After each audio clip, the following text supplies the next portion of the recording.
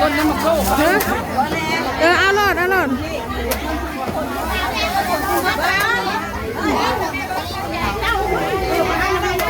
ในเส้นต้นได้ยังลูก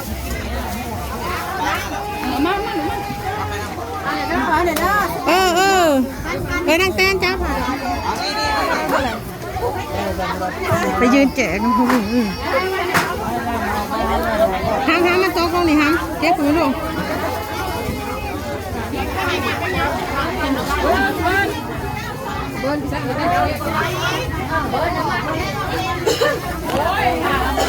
ไปแจกนะข้าเจ้าคุณนะหาให้บอกข้าวเดียวเบิ้ลเอา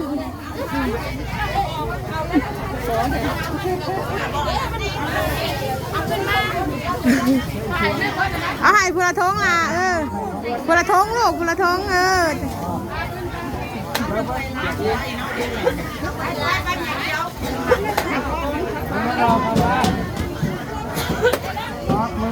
ทั้งแจกเอาไว้มากันขายเบิ้ลมือ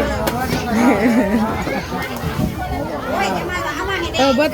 ตัวนี้แหละฮะกระยุทธกรตัวนี้เฮ้ยแต่ขาแจกรอบล้างอีกตัวนี้เพราะว่าเขาตั้งนานมันเขา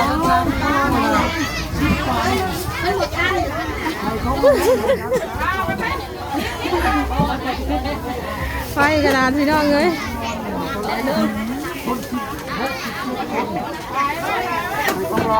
กระยุทธกรแจกกองร้อนบ่โจ๊กไข่แต่ข้าเจ้าอะไรกันยุทธกรไม่แจกอีกรอบสอง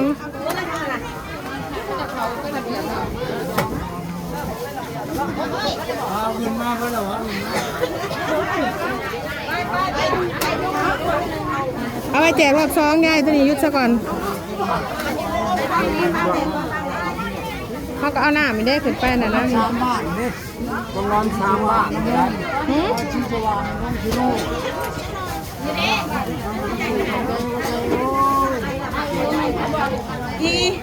สอบมาด้วย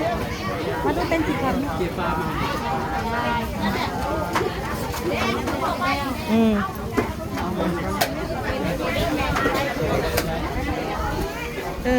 พอสักก่อนย่ายไปนี่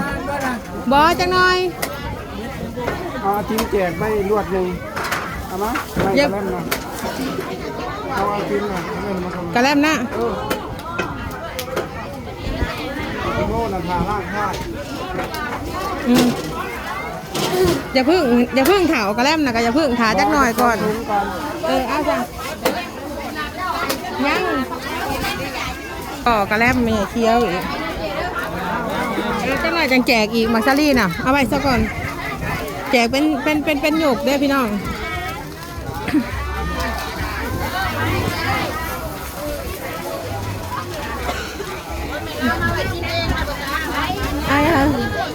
อันนี้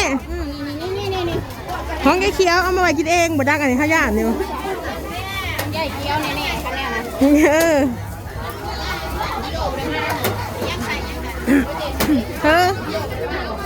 มาไอโดหาได้นะยืนแจกอยู่หนาคุณ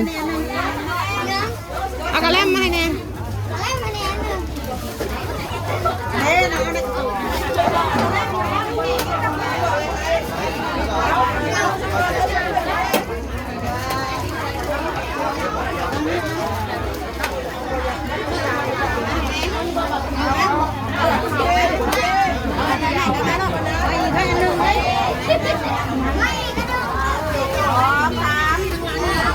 แล้วจังไว้แจกอีกพี่น้องรอบสองว่าให้ตังค์เฮ้ยจังหนัง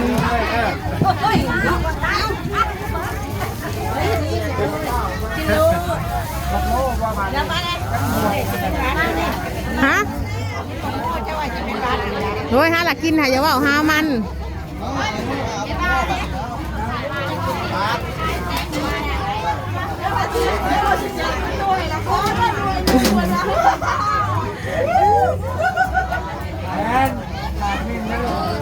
ปานบังมูน้ำแล้วจังยินน้ำไปน้ำอย่างสีแดงแล้วก็เปลี่ยนกันสลับแจกกันนั่นนี่ไปฮะแหละจุกว่ามันสีเบิร์ดจุกว่ามันสีคำมันจังโมงแล้วนี่นะ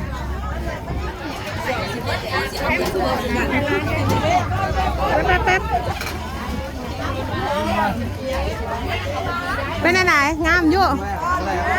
ได้ขาดแล้วมันจะไม่ยั้งขนาดนั้นมันคือยังงามอยู่สินะ ใส่กระสอบนะเป็นเลยได้เด็ด ไม่เฟสเด้น่ะ กินที่บ่กินแล้วมันเป็ดเลยบ่ทำนึง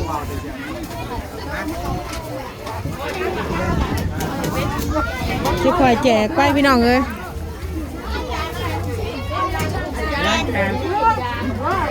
ยอดแล้วมันได้มันส่ง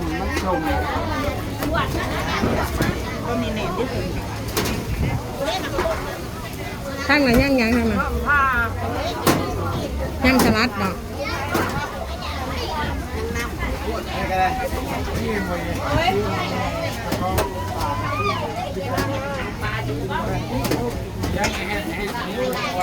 คนอยู่ทั้งในหัวกะลายแล้วพี่น้องเลย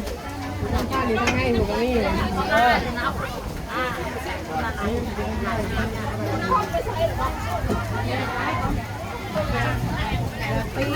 แล้วหลักหัวต้ม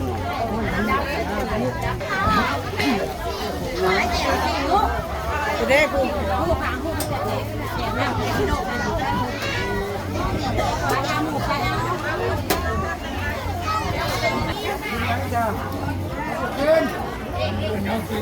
ท่านนากระหุ่มพี่น้องเอ้ยมีดีโดพร้อมทั้งนั้นจักโมงเลยเถาบ่าย3เลยเด้เนี่ยมันบ่ายโมงพี่น้องเอ้ยคอยแจกไปแต่หนีหา3 โมงพี่น้อง3 โมงกว่าเบิดแล้วก็จังสิเมื่อพี่น้อง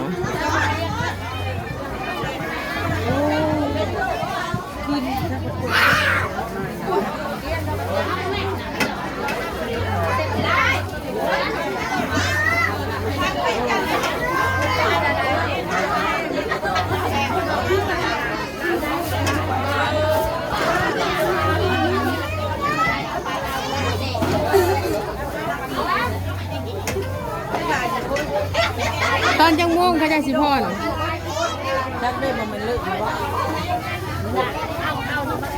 น้องนักเรียนสิพอนพี่น้อง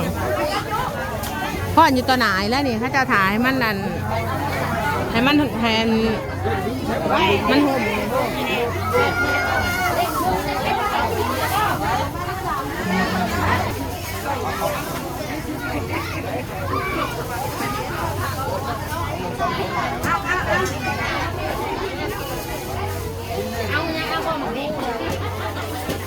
เดี๋ยวน้อยหน้า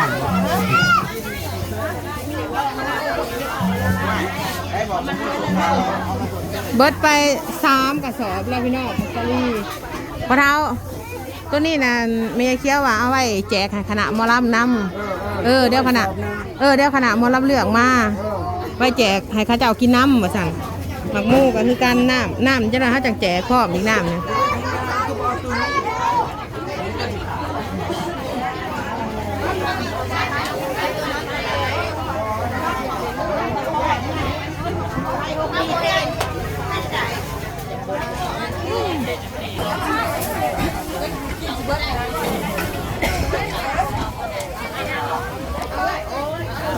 ถูกพี่น้อง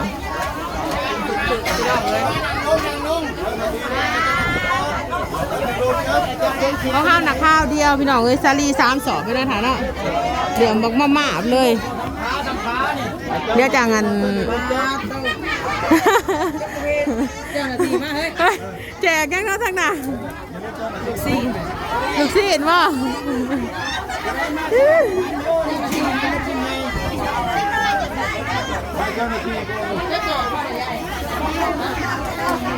คนร้ายข่าวก็ได้เลย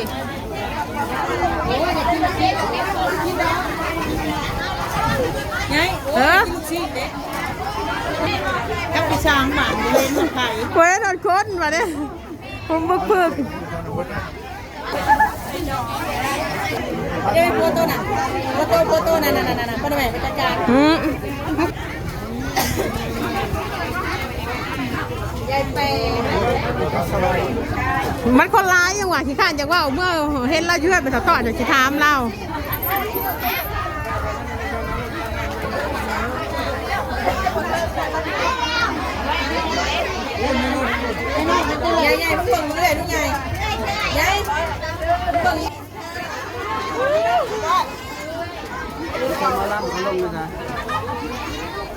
ไปนะแม่ไปต่อคิวว่าลูกศิษย์นะยายแป๊ะ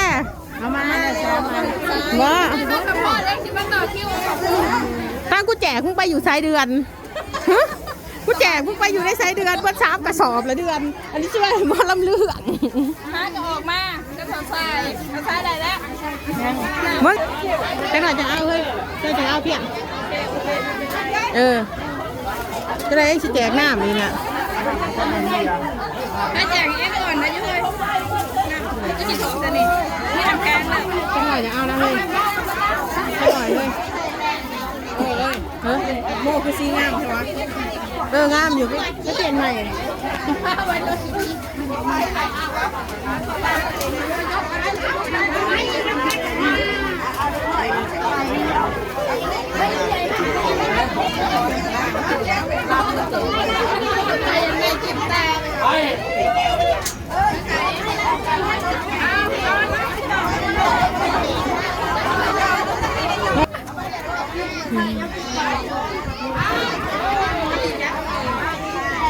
แหนก้นเอาไปทางไหนเบิ้ลละขึ้นนี่แต่โตบังโง่ไอโดมักโม่เฮานะเฮ้ยเกี่ยวกับรถใหญ่ดื้อพลังงานขอความร่วมมือเพราะว่าเวลานี้ทางทีมงานลำเรืองเรือเพียนสินมาเป็นฮอด โอ้ลำเรื่องมาฮอดแล้วลำเรื่องมาฮอดแล้วพี่น้องในก็บริเวณทางที่ใกล้นี่เนาะบนทางผมใส่น้องนี่ยังไงใส่สวยออกสกอนแล้วผมที่ไหนผมจะได้รอดสถานที่ของผม